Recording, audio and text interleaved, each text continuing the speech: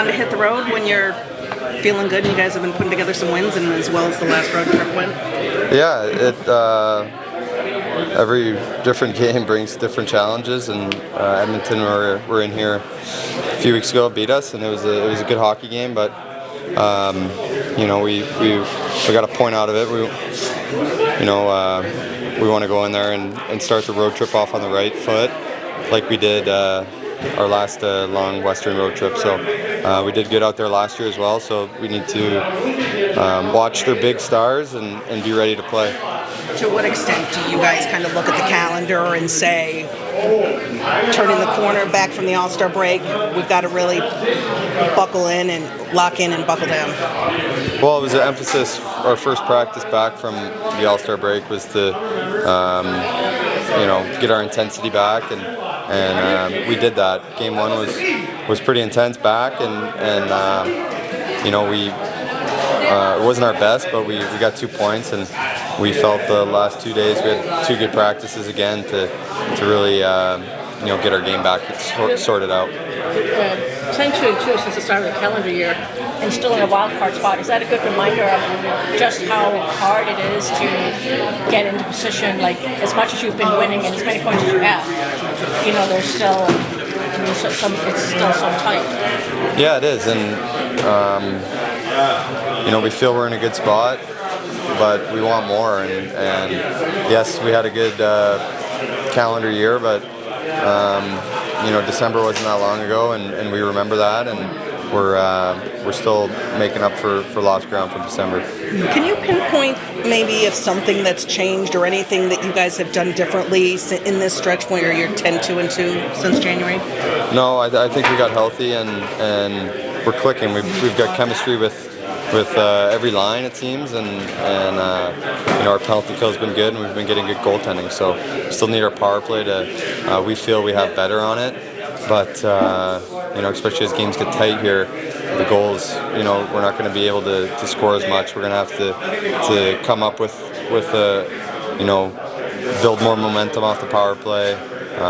Build more momentum like Cops line does, where they grind teams down. So we're still building our game, and that's the exciting part, is because we've had success so far, but I feel we have more. It's just a quick one for me. You talk about the chemistry. What has been the secret behind just the ability for this team and so many new faces to gel as good as you guys have this season? I just think we have good people, good character guys in here, and we have a lot of new faces, but we care about each other. I feel like every guy has a voice in here, and we have guys that are established that know what they have to be an NHL player, and there's no one's in here really trying to figure out their game. So from day one, it's been pretty easy for our team to bond and to build chemistry, because everyone's comfortable with themselves and comfortable in the role they have on this team. Fabry, personal reasons. I don't expect him to be away from our team long, so he's not going to go on the front end of the trip. We would expect to have him in Vancouver. You guys, I think you're 10-2 since the turn of the calendar year, and still right in that wild card chase. Is that a good reminder of how difficult it is? I think that's my point of, this isn't going to come back to us. I still think you're just going to have to go get 95, 98, 100 points.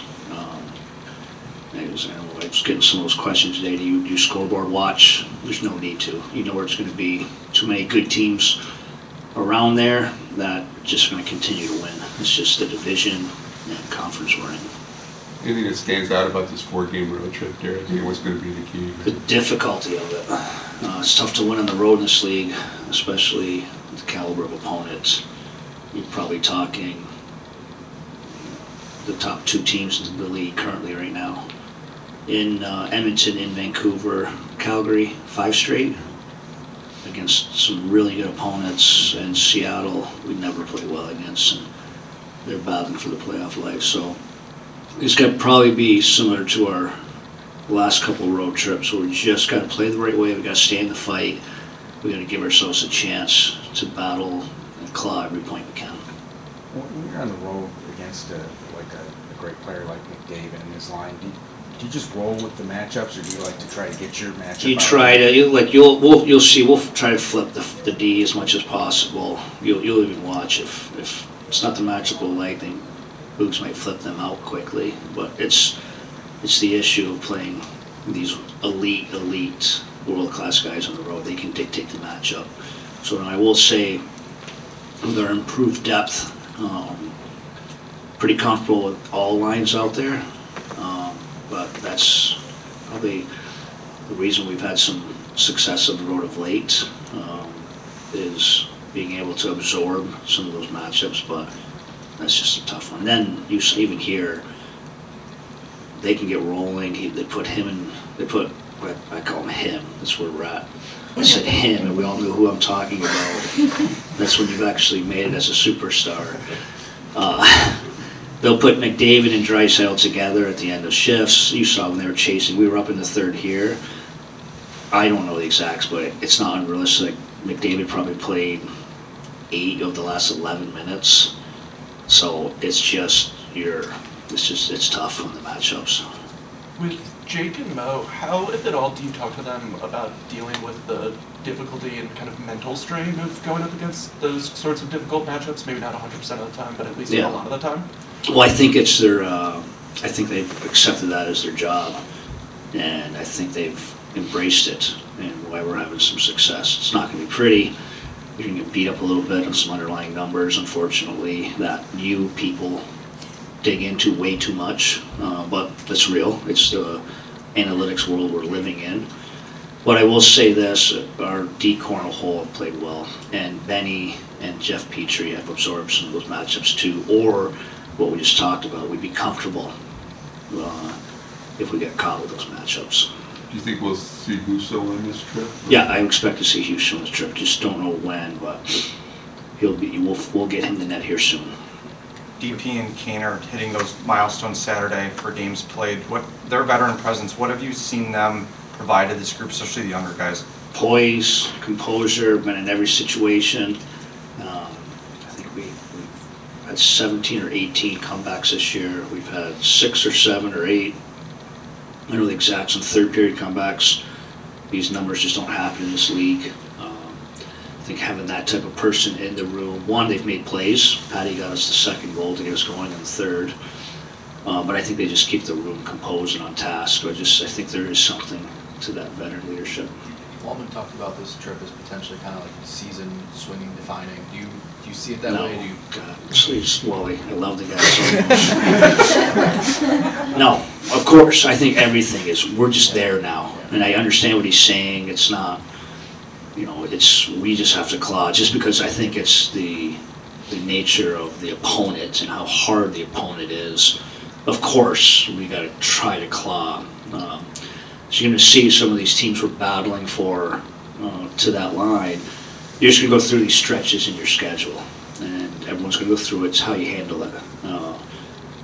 We just had a recent south swing there that just because of the nature of the opponent, Florida, Carolina, it's tough to get points out of. And we were fortunate enough to have a pretty good trip, and it got us in this battle. And this will be one of those. So I think we're just in and out. Every game is vitally important. The thing to that Draisaitl that maybe, because we talk so much about McDavid, that whenever we talk about his impact on the game, are there parts that when you look as a coach, and you look like Draisaitl, for instance, he's a guy who would feel, McDavid wasn't his team, we talk about him all the time. Like, what are the things about Draisaitl in the offensive zone? Special player, probably a little heavier, probably a little more puck protection, but he's ability to make plays and finish and sneaky deception. You're asking the wrong guy. I did a pre-scout back in the day. I think I may have mentioned this. McDavid was out, and I was in charge of the pre-scout we played Edmonton. And the way the pre-scout, you watch the 3 games back, and Draisaitl was so amazing. I remember I got the who should be MVP that year. He was my vote, because we don't see them much, and he was so amazing in those 3 games. He's just a world-class player. They play off each other, 1-2 centers, just really, really special. Obviously, a little bit difference in pace. McDavid's ability to make plays at the pace he does is I don't know if we'll see it again, but just a really, really special player.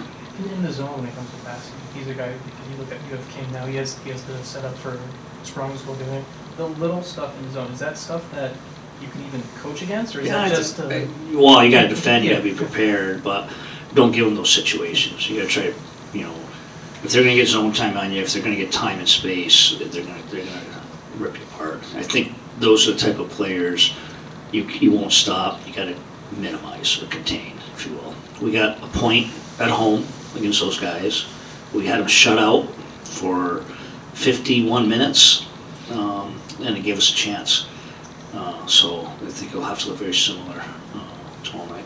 What have you liked about Lucas's game most this season? Bouncing back? Consistency. I think you saw him last year. He would have his ups and downs in his play, and there's less of those downs. Hence, a little more complete game. Probably why you're even asking the question. He's been putting together a pretty complete season. I think the compete is there. I think the added strength and confidence has helped. You add in 2, 3, 4 foot races he wins, puck battles he wins. He gets himself in good positions. So, good sign for him and us as a group. And even Saturday's game where he leaves and comes back and makes a play there at the end. I guess are those the sort of things we've seen? Absolutely. The compete, he took a tough hit, an illegal hit. Obviously, the player was suspended from it. He took some other hits too, but then there was pushback from him. He ended up engaging physically a couple times, finishing some checks, not shying away from those hard areas.